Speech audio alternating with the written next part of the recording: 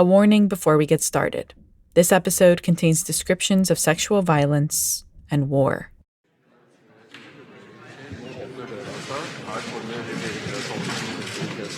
It was a cloudy day in Oslo, Norway, when the 2019 Nobel Peace Prize was announced. The Norwegian Nobel Committee has decided to award the Nobel Peace Prize to Ethiopian Prime Minister Abiy Ahmed Ali. Abiy Ahmed had brokered a deal with Ethiopia's neighbor, Eritrea, to end a decades-long violent border dispute. Ethiopia is Africa's second most populous country and East Africa's largest economy. Ethiopia is located on the eastern tip of Africa, a region nicknamed the Horn of Africa. Some call it the cradle of humankind.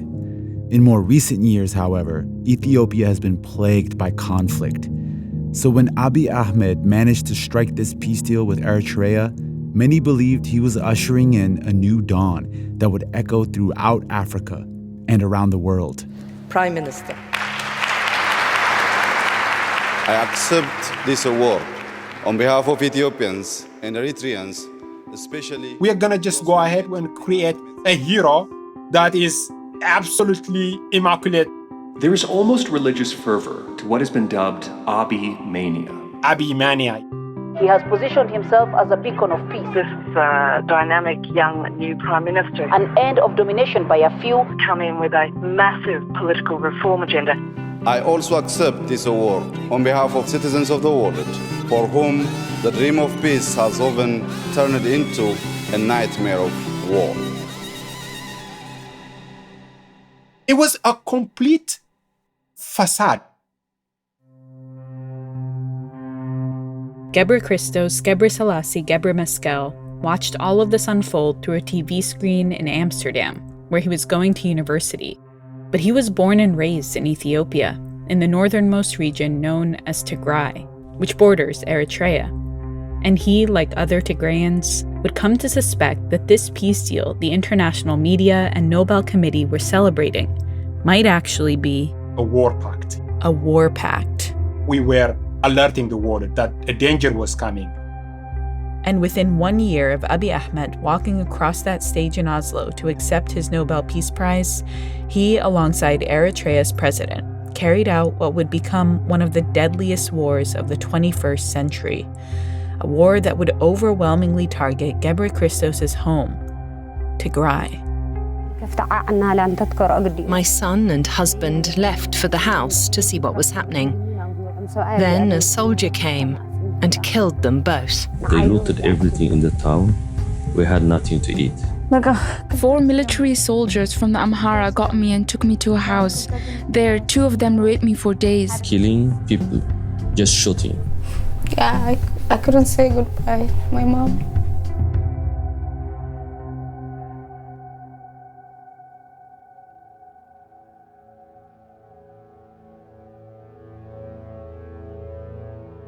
For many of us in the US, our attention has been focused over the last few years on the pandemic, the political saga surrounding former President Donald Trump, and the war in Ukraine.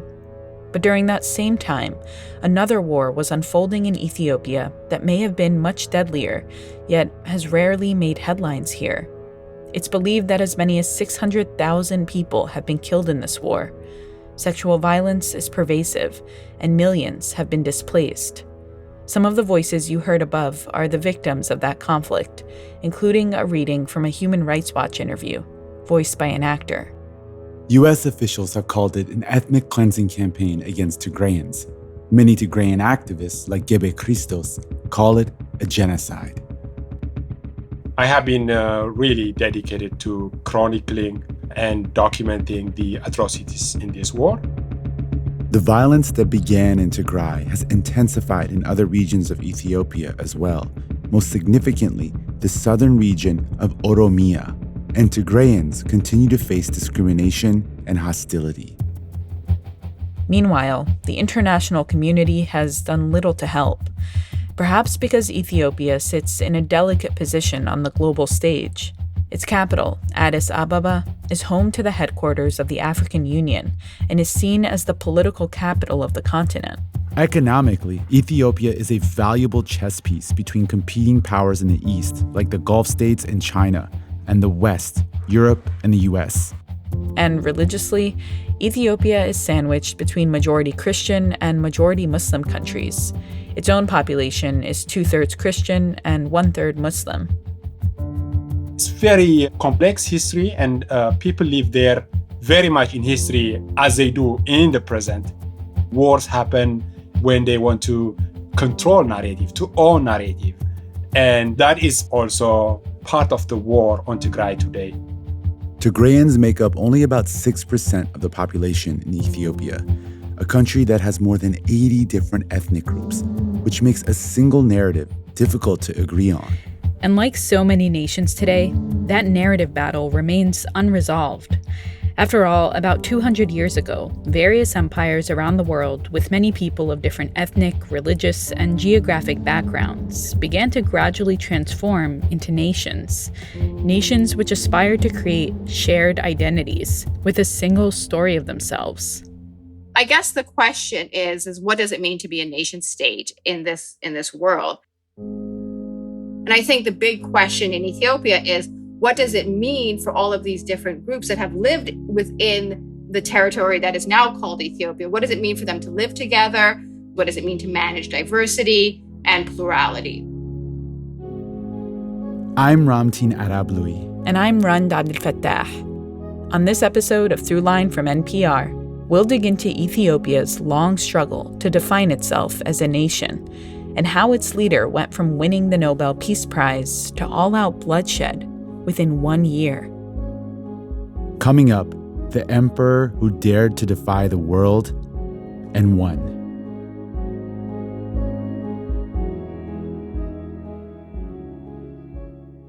Hi, this is Melba in Springfield, Georgia, and you are listening to Throughline from NPR.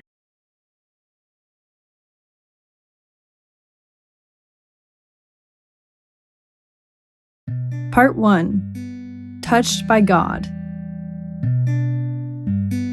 In the morning of the world, when the fingers of love swept aside the curtains of time, our dusky mother, Ethiopia, held the stage. It was she who wooed civilization and gave birth to nations. George Wells Parker. Ethiopia is a place with many pasts. 5 million years ago, it's believed our human ancestors lived there among the trees. Around 2,000 years ago, it became known as the Kingdom of Aksum, based mainly in what's now the region of Tigray and the country of Eritrea. To this day, both assert they are the rightful heirs to this ancient empire. Ethiopia shall soon stretch out her hands unto God. Psalm 68:31. Then Christianity reached its shores and became the state religion even before Rome, a point of great pride for many Ethiopians. One of the most famous Christian stories told in Ethiopia to this day is that of Sheba and Solomon.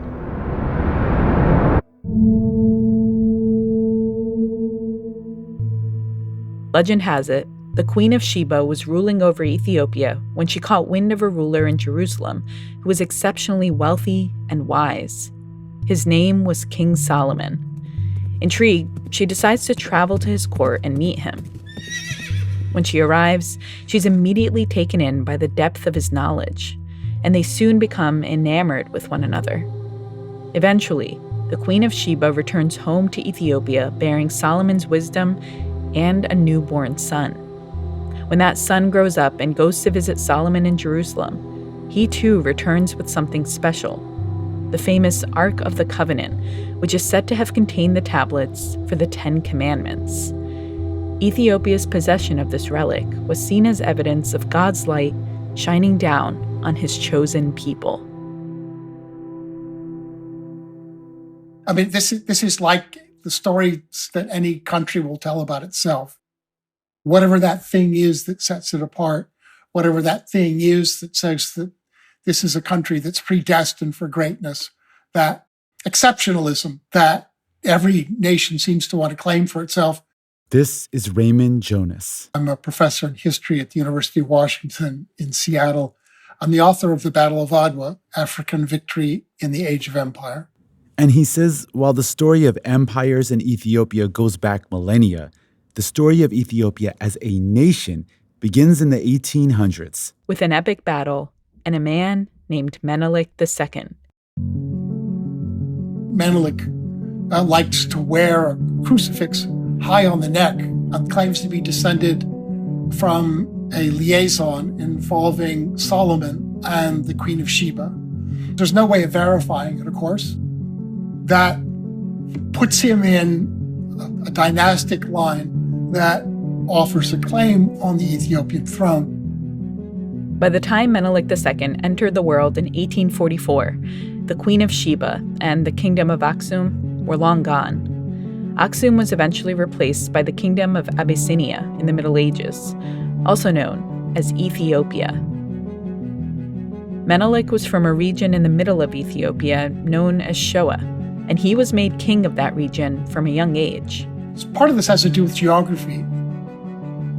Ethiopia is a mountainous country. It doesn't lend itself to, an extensive road system or navigation by river.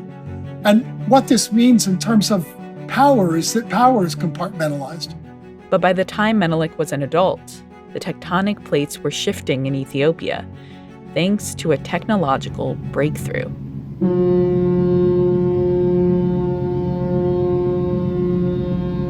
The Suez Canal was opened in 1869. Stretching 120 miles, the Suez Canal in Egypt connected the Mediterranean Sea to the Red Sea, the sea Moses is said to have parted. Before that, if you wanted to get to Asia from Europe, you had to travel all the way around the southern tip of Africa. The canal made the journey to Asia way easier and faster for Europeans who were establishing colonies around the world at this time, but whose power was being threatened in a changing world. There's a profound anxiety that the future belongs to continental powers like the United States and Russia, and this completely destabilizes European conceptions of power. With a new canal making places in East Africa like Ethiopia more accessible, European empires rushed to lay claim to various parts of the continent. This came to be known as the Scramble for Africa.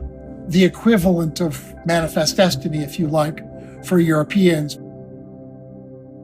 So back to Menelik. He knows that the Europeans are circling the continent, looking to get in on this scramble. And he knows that the Italians have set their eyes on Ethiopia in particular. So for the Italians, first of all, there isn't much left. The French and the British have taken the choice portions, especially the coastal portions of Africa, but Ethiopia remains stubbornly independent. So Menelik hatches an idea. What Menelik does is to accept the overtures of the Italians, who are looking for someone they can sponsor. It was a Faustian bargain. He would help them gain access to resources within the empire, and in exchange, they would help him build his own power beyond Shoa. The Italians are delighted, and Menelik doesn't let on that he has other ideas.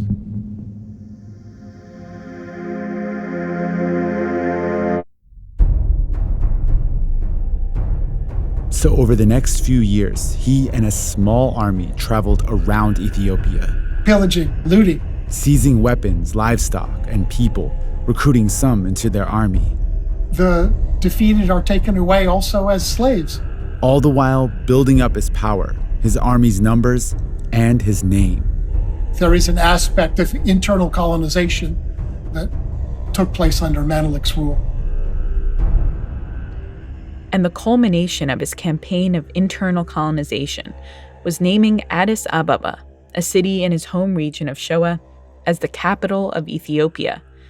Addis Ababa means new flower in Amharic, the language spoken by Menelik's people, the Amhara. Thanks to this campaign, by 1895, Menelik had what he wanted: control of the empire. Well, nearly all of it. The Italians held on to one region, Eritrea, which sits right along the Red Sea. It was an important access point for Italian shipping merchants. Menelik was cool with that until the Italians started to eye other parts of the empire, places where he was in control. This plays into Menelik's hands because it allows him now to position himself as the only possible defender of Ethiopian sovereignty. And so he puts out a call to the people of Ethiopia, telling them to gather, to arm themselves, and to prepare to drive out the invader. On March 1st, 1896, Menelik and his army of 80,000 prepared to face off against an Italian army of 20,000. They met in the town of Adwa, which is located in Tigray, alongside the ancient city of Aksum. And at the break of dawn, the Battle of Adwa began. Gunshots erupt, too many to count. Battle cries morph into screams of agony. Blood streams down the mountainside. According to one account, Menelik and his wife were deep in prayer that morning, the descendant of Sheba and Solomon kneeling before God to save Ethiopia from the invader. The fighting begins at around 6 a.m. By 9 a.m., the scene is one of utter chaos. And one by one, these Italian forces get taken down.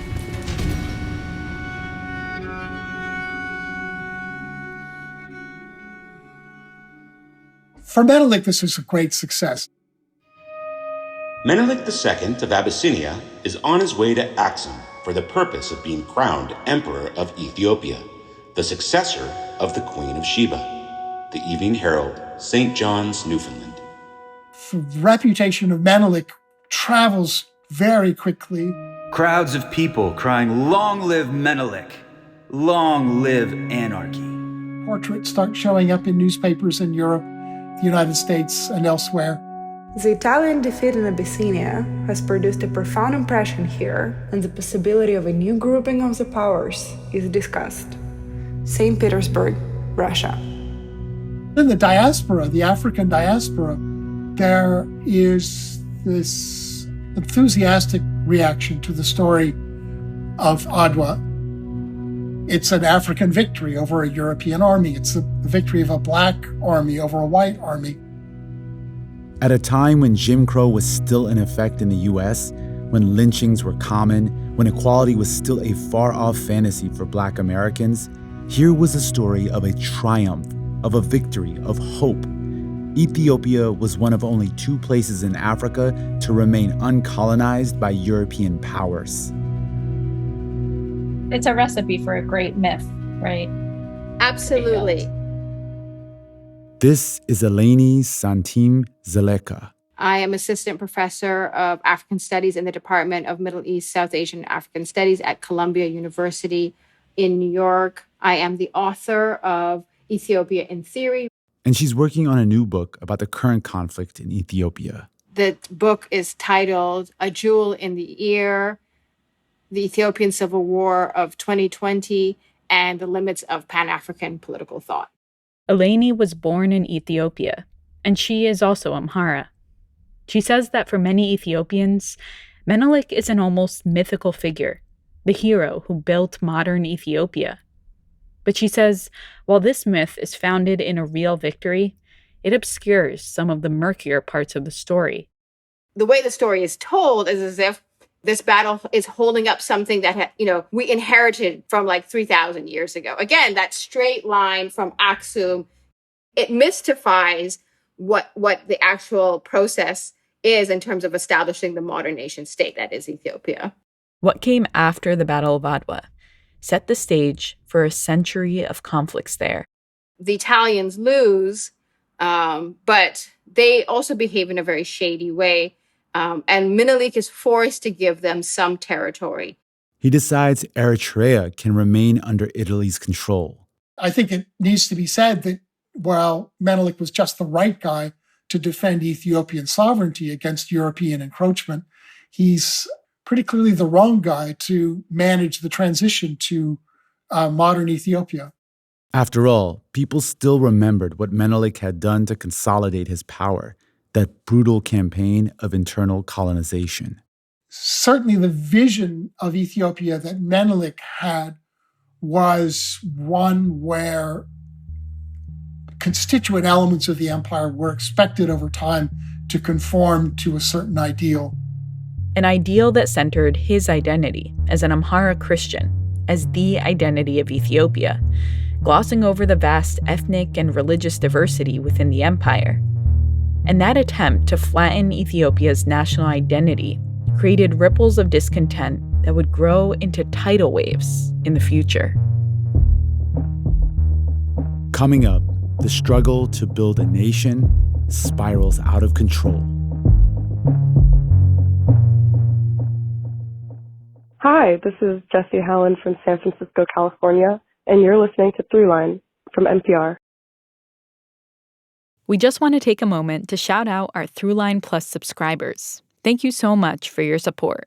If you don't already know, subscribing to Throughline Plus means you get to listen to our show without any sponsor breaks. And you also get access to special bonus episodes where we take you behind the scenes, introduce you to our amazing producers, and tell you about how we make the show. To get these awesome benefits and support our work here at NPR, head over to plus.npr.org/throughline.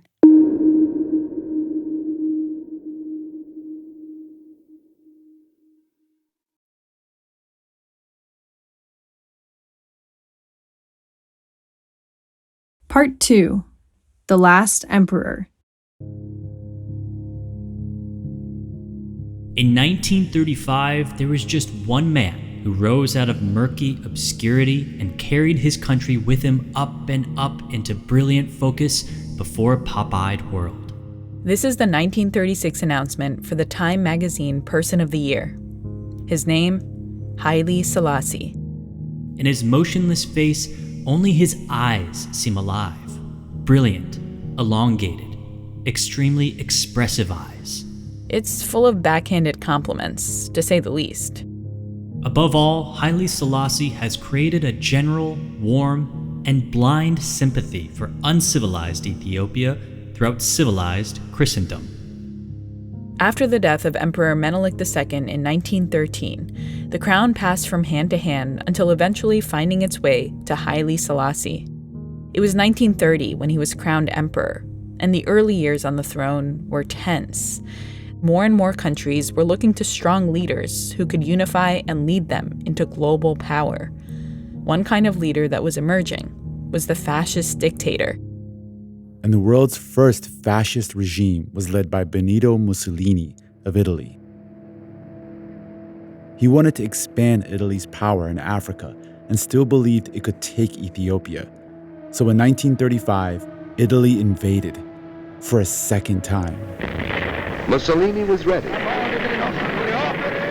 Italy at the time had the foremost air force in Europe. 2 years after it had begun, the war was over. Haile Selassie was forced into exile. While in exile, he pleaded with Europe and the rest of the world to help him regain Ethiopia. But the response was muted. Until World War II. Axis and allied powers battled in the Red Sea off the coast of East Africa. Controlling the Red Sea meant controlling supply routes and military movement. Ethiopia was also symbolic in the fight against fascism, since Italy had occupied one of the only African countries never colonized by European powers. So the British sent troops to Ethiopia to help take out Italy. The Italian fascists had lost the war in Africa as well as in Europe. And in May 1941, Haile Selassie was restored to his throne. I think Haile Selassie really understood himself as a modernizer. I think what it meant to be a modernizer at that time was to create a nation state. After the war, Selassie's goal was to align his country with the rising Western powers. When I say nation state, what I mean is this idea that you have closed boundaries, that they're defined clearly. People speak one language, more or less. You have a modern bureaucracy. He's not really interested in autonomy for the regions. A key part of Selassie's plan to unify, modernize, and align with the West was education. He set up modern schools and universities, and by the 1960s, he was being hailed as a visionary for the continent. He was named the first president of the Organization of African Unity, a group that emerged to help lead African nations towards independence. Until there are no longer first-class and second-class citizens of any nature, that until the color of a man's skin is of no more significance than the color of his eyes, that until the basic... A speech he made to the United Nations in 1963 in which he called for peace, decolonization, and Pan-Africanism would become the inspiration for the Bob Marley song, War. That until there are no longer first-class and second-class citizens of any nation, until the color of a man's skin is of no more significance than the color of his eyes, Mr. War. But the thing is, by the 1960s, Selassie had been in power for 3 decades. And while some saw him as a modernizer, he hadn't figured out how to truly unify Ethiopia. And all those students who'd been brought up in Selassie's modern schools started questioning whether he was still the right leader for Ethiopia. And it's really that generation that starts to really think about, well, what is this Ethiopia project? What is the nation state? What is the legacy of empire? In our Ethiopian context, the true revolutionary is one who has shattered all sentimental and ideological ties with feudal Ethiopia. Our rallying points are not a common history, a feudal boundary, the legendary Solomonic fairy tale, religious institutions, regional, ethnic, linguistic affiliations, but the cause of the oppressed classes. November 1969, editorial in Struggle, a publication of the University Students' Union of Addis Ababa. For this generation of students, Haile Selassie was a relic of an outdated past who was preserving social and class structures they were looking to tear down. Under Selassie, peasants held very little land, and there was what many saw as a privileging of the elite Amhara Christian identity that Menelik II had also been a part of.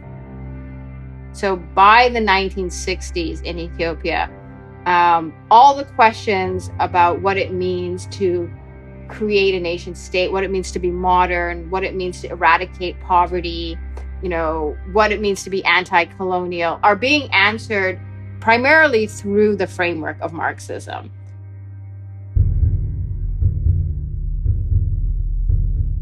This intellectual insurgency was part of a broader global struggle to define what nations should look like in the Cold War era.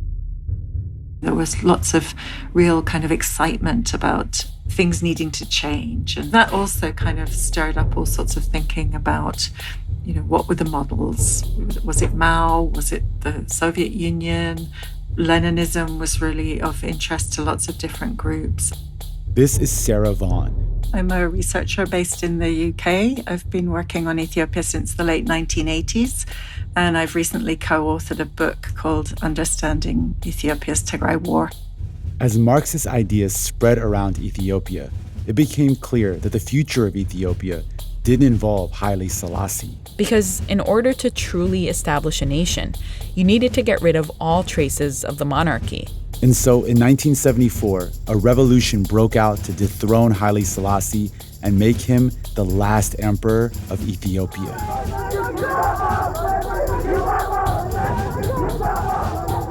The revolution was fueled by students, intellectuals, workers, and people from all kinds of ethnicities. But one group emerged as the dominant force, the Derg. The Derg were mostly members of the Ethiopian army. Many of the Derg regime leaders were also Amhara, as Menelik II and Haile Selassie were. But they claimed to want to establish a Marxist socialist state in Ethiopia, in which ethnic identities would theoretically be irrelevant. And they'd get their chance, after a successful coup. Ethiopia has been made to languish under the most dictatorial regime. The interests of the people were completely ignored. This is a Derg general speaking after the coup, signaling that Haile Selassie's 40-year rule had come to an end. Selassie was put under house arrest and eventually died in 1975 under mysterious circumstances. The Derg had seized control of the country. When he fell in 1974, there was real kind of wondering what was going to happen. You had this military Marxist group that came to power, initially allied with the US, but then there was a really dramatic reversal. The Derg regime did make some pretty big changes soon after taking power. The monarchy was abolished, so was feudalism. All land was transferred to the state and then allotted to peasants who wanted to farm themselves. There was nationalization of industry and other reforms. But despite all of this, they didn't fundamentally change the elite structure that put Amhara Christian identity above the rest. And they ruled with an iron fist. They came to my home and they hit me. They hit me with a stick and with the butt of the gun. What followed was years and years of civil war. So the civil wars of the 1980s were really a reflection of other groups, the Oromos, the Tigrayans, the Somalis, and so on, to try to get out from under what they saw as a kind of ethnocratic dominance by an Amhara elite, or at least an elite that spoke Amharic and used Orthodox Christianity. The violence and death under the Derg regime was made worse in the 1980s when a historic drought was followed by unfathomable famine. They're hoping that God will give them rain and grow more food. One of the hardest hit regions was Tigray, which was also an area where rebels aggressively resisted the Derg. The human rights group Africa Watch reported that the Derg destroyed markets and farmland in Tigray. They diverted food from peasants to their soldiers. I would certainly argue that the government was using food as a weapon of war, as a means to try to pressurize the opponents it was facing. Throughout the 17 years of civil war, hundreds of thousands died in the fighting. The famine is estimated to have killed 1 million people, and millions of families were uprooted and displaced, including Gebre Christos Gebre Selassie's family. He was just a child living on a farm in Tigray when the famine began. I grew up in this setting, hearing, guns and bombardments as well. We had to hide, every time we see something flying in the sky. Resistance to the Derg was growing, and the two biggest groups pushing back against the regime were the Eritrean People's Liberation Front, which was initially formed during Haile Selassie's reign to push for an independent Eritrea, and the Ethiopian People's Revolutionary Democratic Front, or EPRDF, which was composed of four main political parties, the strongest being the Tigray People's Liberation Front, or TPLF. And the Tigray People's Liberation Front in the 70s and 80s conducted not just guerrilla warfare, but they actually mobilized people in terms of distributing land, in terms of, organizing women's groups, youth groups. And the TPLF helped families, including Gebre Christos' family, after they were forced from their homes. And so the TPLF decided to take us to Sudan to get relief aid there.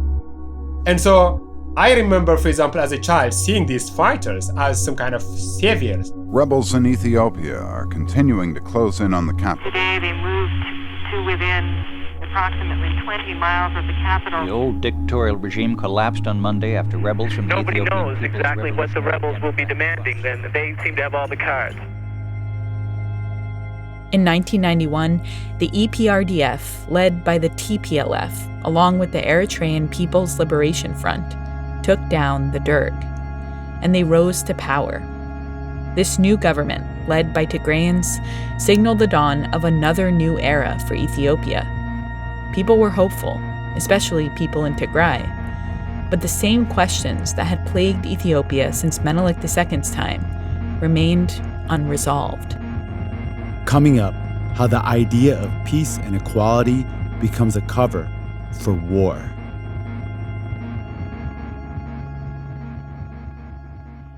Hi, this is Dave calling from Sydney, Australia. You know, they call this the lucky country, but really, we're all lucky because we're listening to Throughline from NPR.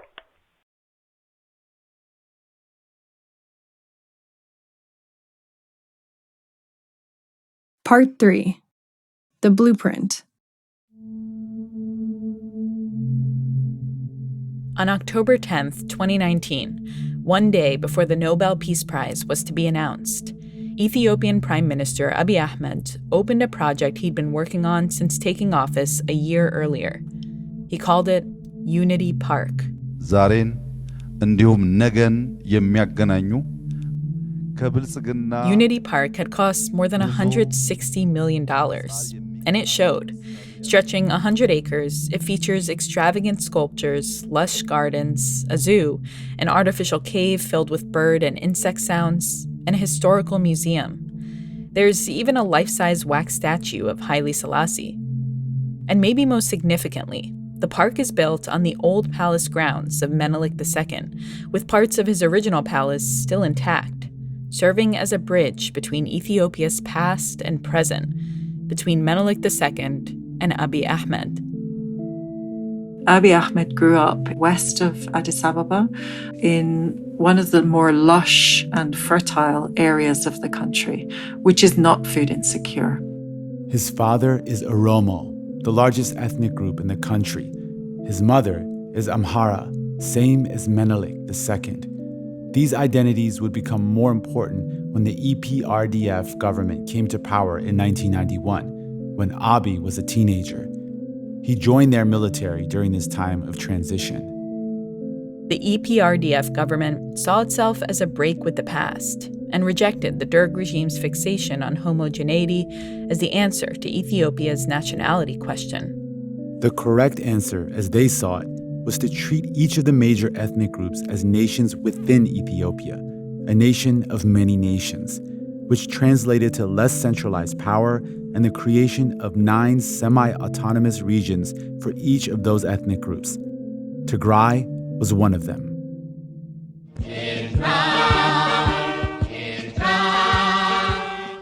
Around the same time, this new Ethiopian government allowed Eritreans to hold a referendum on independence.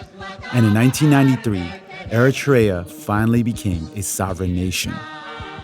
After all, it had remained under Italian rule for decades before rejoining the rest of Ethiopia. So Eritrea had, arguably since the time of Menelik II, been the odd man out in Ethiopia. The government had spent the first decade of the 1990s setting up new federal structures of government. And in the second decade, things really started to take off. Ethiopia had incredibly high rates of economic growth, some of the highest on the planet. Child mortality declined, more primary schools and universities were built, access to healthcare improved, international investment boomed. So people started talking about Ethiopia as a kind of African lion. There was a lot of activity, good initiatives in Tigray. After experiencing the political violence of the Derg regime and the brutal reality of famine, Gebre Christos and others in Tigray believed the future looked bright. There was, the sense that, well, we are out from this forever. Although the Ethiopian government was made up of 4 political parties, the TPLF party, the party from Tigray, was seen as the one running the show. In the minds of many people, the Ethiopian government was the TPLF. And as more investment funneled into Tigray, questions surfaced about whether the TPLF was privileging its own people. And it's hard to say whether that was the case. On the one hand, you could see the investments paying off. For example, Tigray had the best health system in the country. But according to Gebre Christos, in order to ward off those accusations of favoritism, they continued to impoverish Tigray in many senses. But the perception that Tigrayans were being privileged above the other ethnic groups in the country stuck and would create a world of trouble for them, in the future.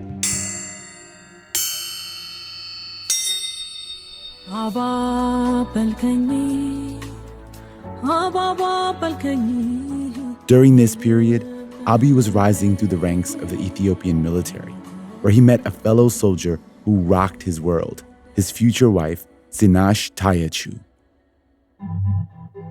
She's a very well-known gospel singer, and both of them are evangelical Christians, very active in the church. The 90s saw a surge in evangelicalism in Ethiopia. Once the Derg fell, religious freedom in the country was restored and evangelicalism exploded. After all, this was a place with a long and proud Christian heritage, and the evangelical message of personal salvation, individual empowerment, and prosperity resonated at a time when the country was in transition.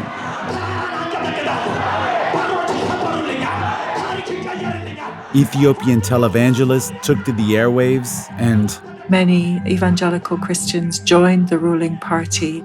So, Abiy Ahmed is part of a phenomenon which has grown in the last 20 years. Abiy Ahmed wore his religion on his sleeve, and like Menelik II, came to believe that he was ordained as the country's leader, that it was just a matter of time before he took power.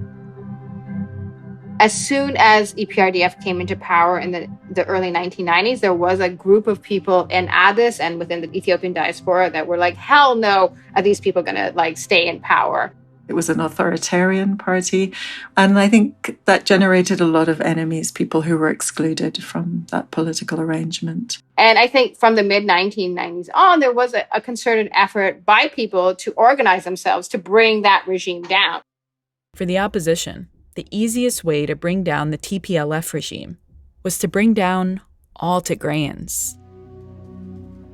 The demonization of Tigrayans started really in media. There was a satellite TV station based in the diaspora which was actively encouraging attacks on Tigrayans, who they held responsible for the federal system that they didn't like. They presented what I call a blueprint for the today's genocide. It says basically Ethiopia's problem is not a political party, it's not the TPLF, it is the 5% ethnic Tigrayans that see themselves as rulers of Ethiopia. The way to remove a stinking fish is to drain the sea. TPLF and the Tigrayans are a scapegoat. They're a scapegoat for a complicated geopolitical and economic situation. By the 2010s, life was getting harder in Ethiopia. The cost of living was rising, many faced poverty, urban expansion was stripping farmers of their land in a nation that's heavily agrarian. Allegations of stolen elections, corruption, and political persecution were rampant. People could be arrested or even killed for opposing the government. Meanwhile, Ethiopia was suspended in a tense stalemate with Eritrea. The two countries had gone to war in the late 1990s over a border dispute, which left both worse off, constantly teetering on the edge of violence. Resolving that stalemate would be what won Abiy Ahmed the Nobel Peace Prize. In a way, winning the Nobel Prize was the culmination of Abiy's very quick ascent to power that began with an uprising among his father's ethnic group, the Oromo. Although they're the largest ethnic group in Ethiopia, since the time of Menelik II, they have arguably been relatively disempowered from national politics. And in 2014, when the government proposed something called the Addis Ababa Master Plan, which would have expanded the capital city into Oromo lands, the Oromo rose up against the EPRDF-TPLF government. And Abiy Ahmed was the protesters' favored leader. He's good-looking, he was a young, different kind of leader. A sophisticated shapeshifter. He's spectacularly good at communications. Assalamu alaikum wa rahmatullahi ta'ala wa barakatuh. He's got this ability to tell different people what they want to hear in a smattering of their own languages. Dear friends, ladies and gentlemen, thank you for Hazb Tigray. And some people are delighted to see Ethiopia returning to God. That sort of sense of Ethiopia as a kind of spiritual project is something which Abiy Ahmed has recaptured. And that's one of the secrets of his success, I think. የተከበሩ አፈ ጉባኤ የተከበራችሁ የሕዝብ ተወካዮች ምክር ቤት አባላት And in 2018, with the backing of the Oromo resistance, Abiy Ahmed was elected prime minister. And with him at the helm, the ruling coalition rebranded itself from the EPRDF to the Prosperity Party. At last, his prophecy was being realized.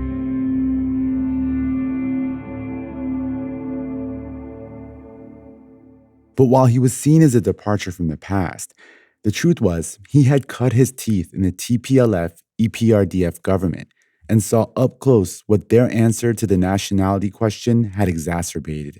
A nation in which various ethnic groups were still frequently in conflict with one another and calling to secede. Only now, they had their own federalized regions with which to identify. So when Abiy got power, he moved swiftly to centralize control. After all, there was already a blueprint in place. Ethiopia's government has declared a national state of emergency. Internet and phone lines to Tigray were cut off. We don't know what the death toll is. Reports of horrific abuse. Fully a guerrilla war. As this conflict escalates, so too does the language. The advisor to the prime minister said, even researchers shouldn't find any evidence for the future about them to say that they existed. The Amara Special Forces told us to disembark. They lined us up in rows, cocked their guns, and sprayed us with bullets. They spared no one. They said, Tigrayans don't die easily. Shoot again. The people of Tigray have been made to feel, those that have survived, we don't kind of belong in this world. A lot of people say, oh, well, there's lots of different ethnic groups in Ethiopia and the divisions run very deep and the history is very divisive. But I think for me, I go back to contemporary decisions which were taken by contemporary politicians, which could have been otherwise. History has been mobilized to justify positions, but history didn't cause the war.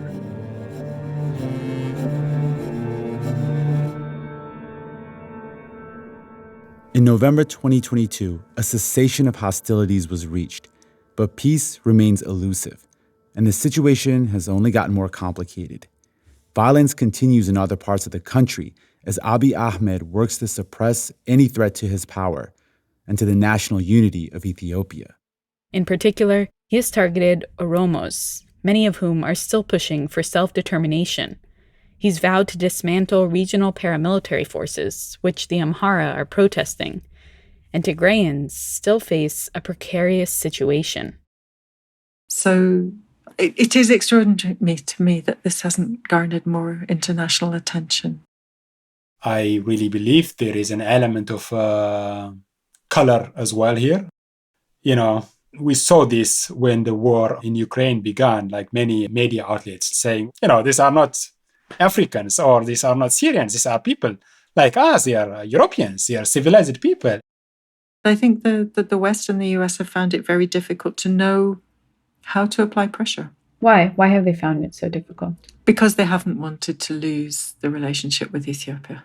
They haven't wanted to drive Ethiopia into the hands of Putin's Russia and the Chinese and the Gulf states. This is no longer a Cold War world where there are only two sides to choose from. There are multiple alternative sponsors and proxies. In some sense, this is almost a world war.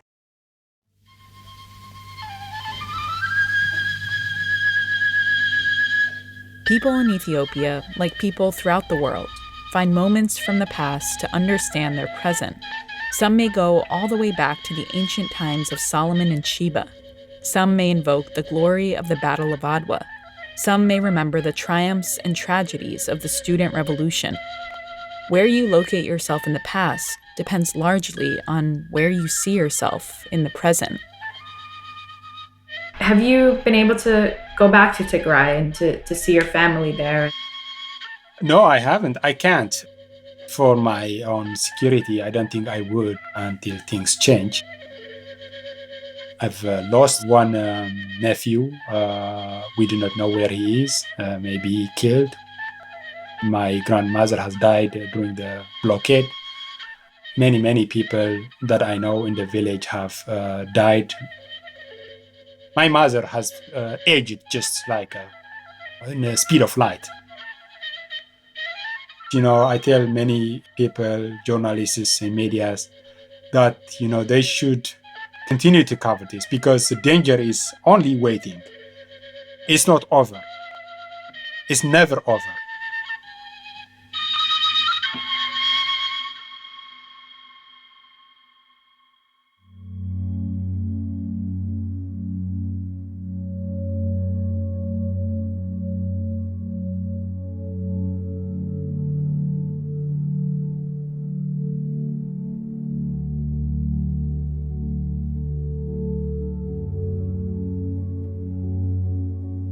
That's it for this week's show. I'm Rand Abdel Fattah. I'm Ramteen Arablouei, and you've been listening to Throughline from NPR. This episode was produced by me. And me and... Lawrence Wu. Julie Kane. Anya Steinberg. Yolanda Sangweni. Casey Miner. Christina Kim. Devin Katayama. Sasha Crawford Holland. Amir Marshi. Fact-checking for this episode was done by Kevin Vogel. Thanks to Devin Katayama, Jonathan Bastian, Devin Williams, Allison Katayama, Cameron Frazier, Sasha Solovyeva, and Joel Kushner for their voiceover work. Special thanks to Ada Peralta, Tara Neal, Yordanos Tesfazion, Ahmed Suleiman, Faven Tekleheimanat, Sudi Ahmed, Martin Plott, Rachel Seller, Micah Ratner, and Anya Grunman.